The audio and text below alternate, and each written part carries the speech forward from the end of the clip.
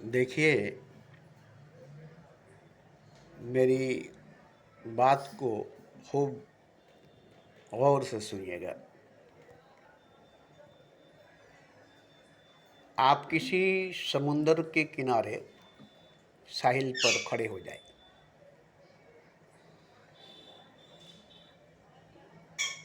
और आपसे कहा जाए कि तुम समुंदर के किनारे साहिल पर खड़े हो, तो समुंदर के उस पार भी किनारा है, साहिल है। अब यहाँ से तुम देख कर बताओ, तुम्हें वो किनारा दिखाई देती है कि नहीं? तो समुंदर के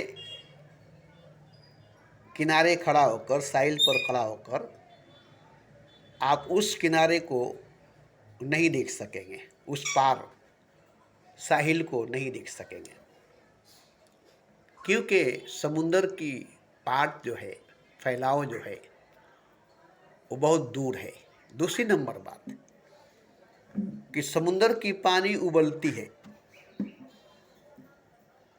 चौबीसों घंटा।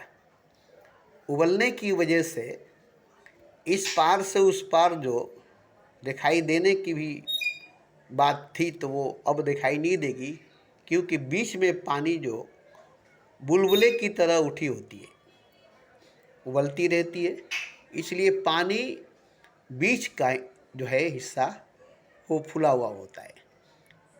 तो पानी ही दीवार बन जाती है, इस पार से उस पार आप नहीं देख सकते।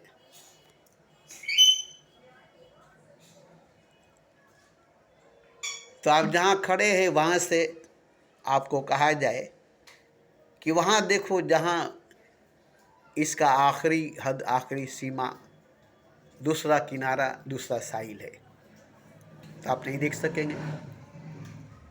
मगर है ना, उस पार है ना, दूसरा साहिल, दूसरा किनारा है ना, आपकी नज़र से दूर है, आपकी हद्दे नज़र से दूर है। ऐसे ही पैदा हुआ कोई भी इंसान जिंदा है, जो कोई भी इंसान, उससे पूछा जाए तुम अपनी मौत को देखो, तुम्हारी मौत है ना, अभी इसी जीवन में, इसी जिंदगी में मौत को देखो, तो इसी जीवन में, इसी जिंदगी में तुम अपनी मौत को देख लो, जो तुम्हारी जिंदगी की आखिरी है, जो तुम्हारी जीवन की अंत है, उसको तुम देख लो।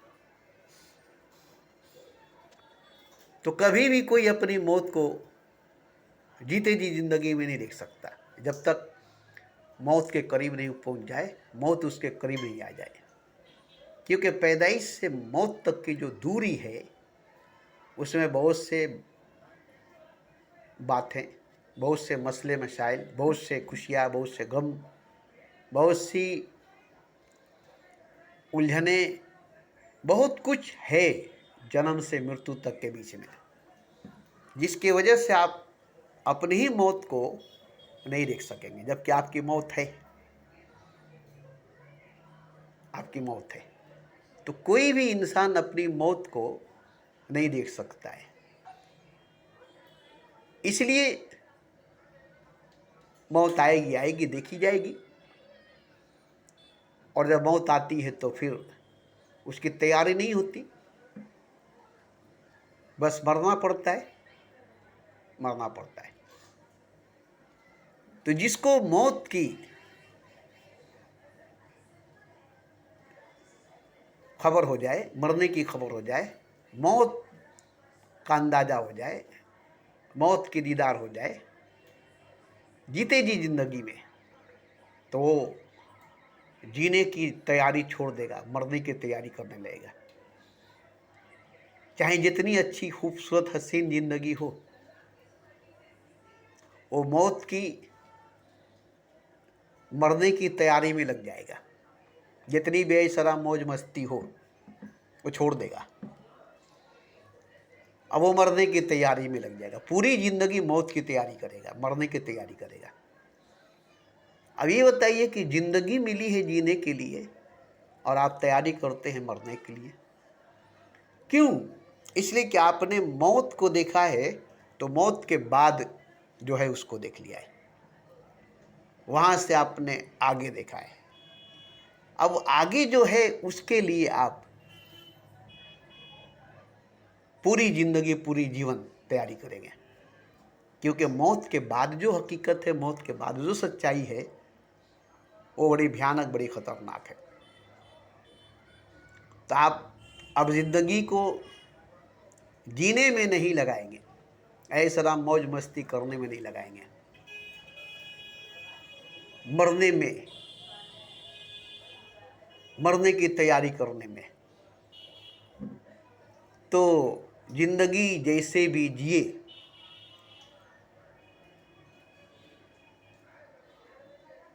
मरेंगे भी तो, मरेंगे भी तो, मगर मरने की अंदाज जो है, जीने की अंदाज जैसी भी हो, मरने की जो अंदाज है वही असल है।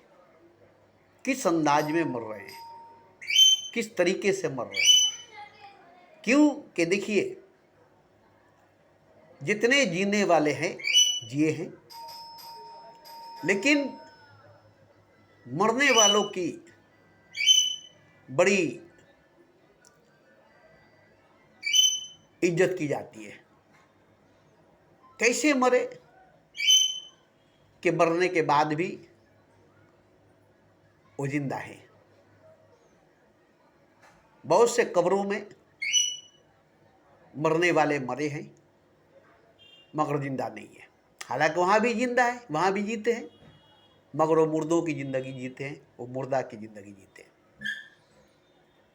जो मुर्दों की ज़िंदगी है, जो मुर्दा की ज़िंदगी है, वो ज़िंदगी कब्र के अंदर जीते हैं।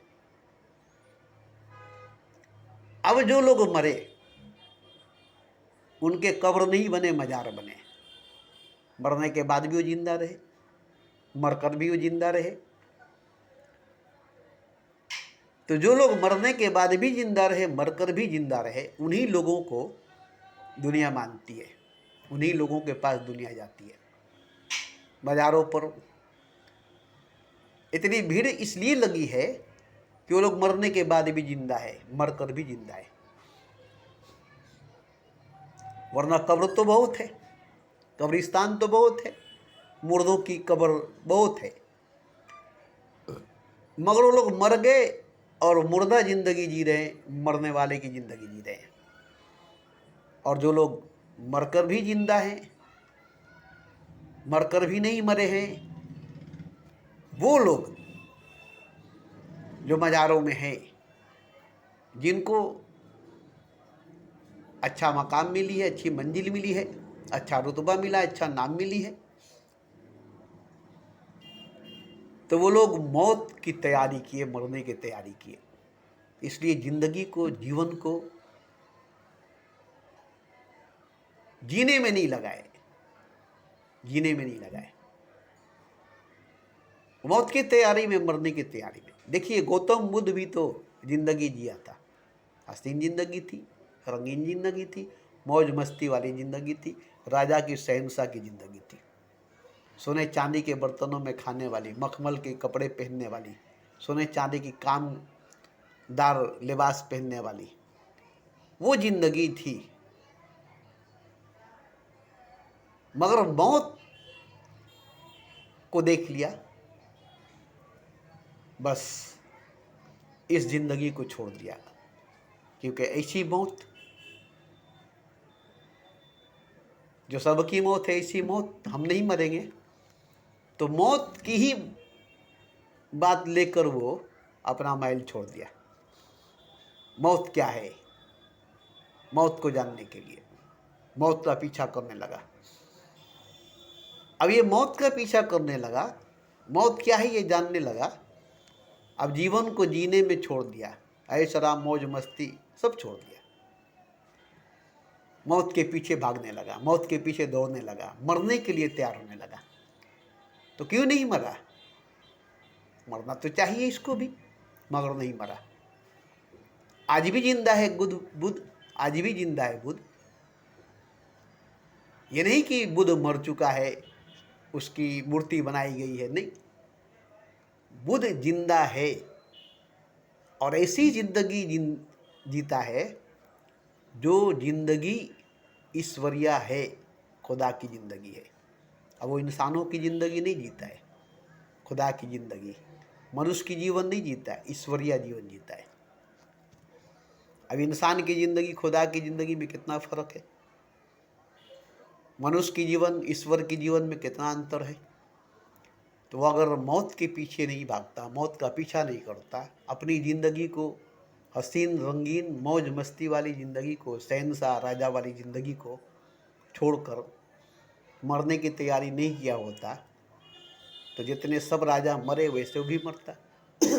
तो सभी राजा मरकर तो भगवान नहीं हुए। एक गौतम बुद्ध है जो मरकर भगवान हुआ। इंसान था, राजा था,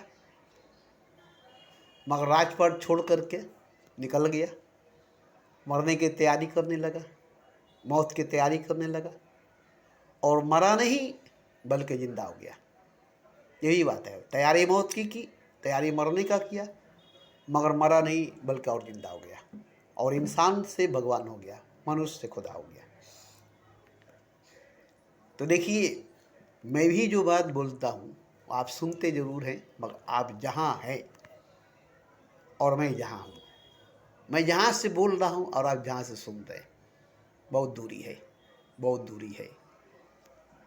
जहाँ से मैं बोल रहा हूँ और जहाँ से आप सुन रहे हैं, बहुत दूरी है। भले ही आपके तक, ये तो बहुत बड़ी बात है कि मेरी आवाज़ आप तक पहुँच जा रही है।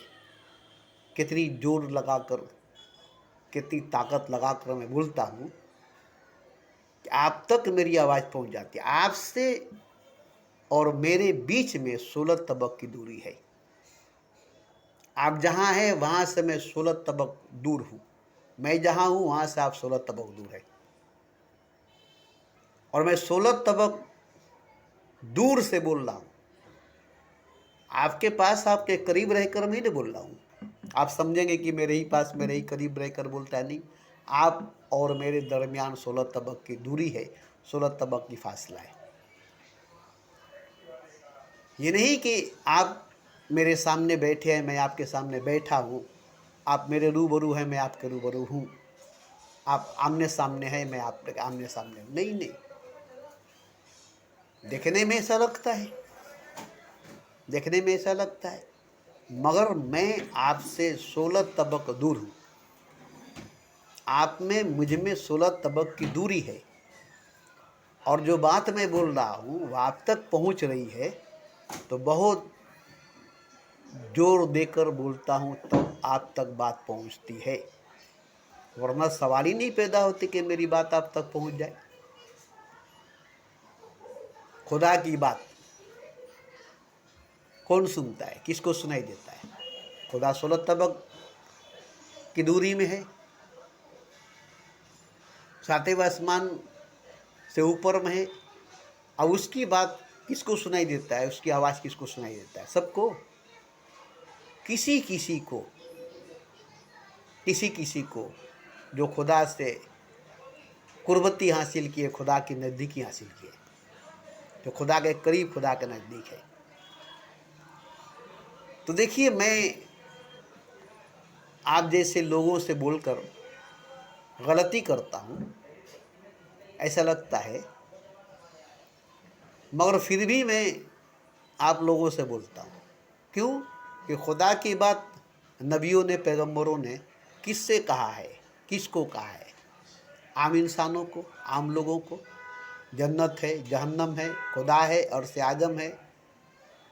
कौन देखा है? क्या है? किसी ने नहीं देखा है, मगर दिखाया गया है। किसको दिखाया गया है? जिसको कहा गया, जिसको बताया गया, उसको दिखाया गया है, और देख कर कहा है। जन्नत जहन्नम को देख कर कहा है। मोहम्मद मेराज पर गए, जन्नत जहन्नम दोनों देखे, अर्श आज़म को भी देखे, खुदा को भी देखे, तब आकर बोले। तो जाकर देखे, देखकर बोले। अब आपको यकीन करनी पड़ेगी, ईमान रखनी पड़ेगी, और उनकी बातों पर चलनी पड़ेगी। तो मेरी जो बात है वो अगर आप सोचेंगे कि मैं सुन लिया और समझ गया, मेरी बात को सुन लिए समझ गए, तो ये आपकी गलतफहमी है। आप तब तक नहीं समझ सकते हैं जब तक उस रास्ते से गुजरेंगे नहीं, और वो सब कुछ जब तक आप पर से गुजरेगा नहीं। घायल की गति घायल जाने, दूजा जाने न कोई। ऐसे ही आप पर से जब गुजरेगी, आप पर से जब बीतेगी, और आप जब उस पर से गुजरेंगे, उस पर से बीतेंगे, तब ये सारी मेरी बातें समझ में आएगी। आप सोचेंगे कि मैंने सुन लिया। बहुत से कबीर की बात सुनने वाले, बुद्ध की बात सुनने वाले, नाना कुर मोहम्मद की बात सुनने वाले हैं, और सुन करके ग्रंथ शास्त्र पढ़ करके बोलने वाले हैं, मगर वो नहीं जानते हैं क्योंकि उन पर बीता नहीं है, और वो उस रास्ते से गुजरे नहीं है, उस रास्ते पर चले नहीं है। जैसे रामपाल को देख लीजिए, और भी ऐसे बहुत हैं जो लोग उस रास्ते से गुजरे नहीं, उस रास्ते की बात पढ़कर बोलते हैं, गुजर कर नहीं। पढ़कर बोलते, गुजर कर नहीं। तो जो गुजर कर बोलेगा वो, और जो पढ़कर बोलेगा वो, दोनों में फ़र्क हो जाएगा। क्योंकि पढ़कर बोलेगा वही जो किताब में लिखा है, और गुजर कर बोलेगा वही जो हकीकत में देखा है। तो इसी तरह से मैं अगर किसी को बोलता हूँ, कोई अगर मेरी बात सुनता है, तो फ़ौरन विश्वास कर लेने की बात, यकीन कर लेने की बात नहीं है, इस पर से गुजरने की बात है। और गुजरने के बाद यकीन करने की, विश्वास करने की बात ही नहीं है। अब तो आप जान गए ना, उस रंग को क्या जाने जिसने न कभी पी है, आपने पी लिया, समझ गए। जिस चीज़ को आप पिए नहीं, उसकी लज्जत, उसका मज़ा, उसका स्वाद, उसकी कड़वाहट, उसकी मिठास कैसे जान सकते हैं। इसलिए कहा गया कि उस रंग को क्या जाने जिसने न कभी पी है। तो उस रास्ते से गुजरना पड़ेगा, जिस रास्ते से गुजर कर मैं उस जगह पर, उस मकाम पर पहुंचा हूं। अब कोई सोचे कि मैं भी उसी रास्ते से गुजरूं जिस रास्ते से मैं गुजरा हूं, तो गलत होगा। क्योंकि एक आदमी के लिए एक ही रास्ता होता है, उस पर दूसरा आदमी नहीं चल सकता है। एक मुसाफिर के लिए एक ही रास्ता, उस पर कोई दूसरा नहीं चल सकता है। कारवां नहीं चल सकती है, एक आदमी के पीछे एक आदमी नहीं चल सकता है। किसी के नक्शे पाँव पर, किसी के कदमों के निशान पर कोई नहीं चल सकता है। सबको अपने लिए रास्ता बनाना पड़ेगा। जो जैसा रास्ता बनाएगा उसकी मंजिल वैसे बन जाएगी। आसान रास्ता बनाएगा, मंजिल बदसूरत बद्दी हो जाएगी। मुश्किल से मुश्किल, कठिन से कठिन रास्ता बनाएगा, उतनी खूबसूरत, उतनी हसीन हो जाएगी। रास्ता ही से मंजिल बनती है, मंजिल है नहीं, रास्ता ही मंजिल को पैदा करती है। रास्ते के गर्भ से, रास्ते के कोख से मंजिल पैदा होती है, मंजिल नहीं है। रास्ता ही माँ है मंजिल की। रास्ते के गर्भ से, रास्ते के कोख से मंजिल पैदा होती है। जैसी रास्ता होगी वैसी मंजिल होगा, जैसी माँ होगी वैसा औलाद होगा, जैसा बाप होगा वैसा बेटा होगा, जैसी माँ होगी वैसे बेटी होगी। तो इस तरह से रास्ता ही मंजिल को पैदा करती है, रास्ता से ही मंजिल पैदा होता है। तो रास्ता तो बनी बनाई है नहीं, बनानी पड़ती है। और रास्ता ही बनाएंगे और मंजिल बन जाएगी। आप रास्ता बनाएंगे और मंजिल बन जाएगी। आप, बड़ी हैरानी की बात है कि हम तो रास्ता बना रहे थे, और रास्ते को बनाते बनाते बनाते बनाते मंजिल बन गई। कैसे? हम तो बुद्ध बना रहे थे, बुद्ध को बनाते बनाते खुदा बन गया। हम बनाए थे बुद्ध को, खुदा को नहीं, मगर जब बुद्ध बन गया तो खुदा बन गया। हम रास्ते को बना रहे थे, मंजिल को नहीं, और जब रास्ता बन गया तो मंजिल ही बन गया। तो इसी तरह से है, कोई अगर आपको ज़बरदस्ती कहे कि मेरे रास्ते पर चलो तो गलत है, क्योंकि कोई किसी के रास्ते पर नहीं चल सकता। हाँ, चलने के लिए खड़ा कर देगा ताकि आप अपना रास्ता बनाएं, अपनी मंजिल खुद बनाएं, अपना रास्ता खुद बनाएं, अपना रहबर रहनुमा पैगंबर खुद बने, और अपना खुदा खुद बने। यही हकीकत है, यही सच्चाई है।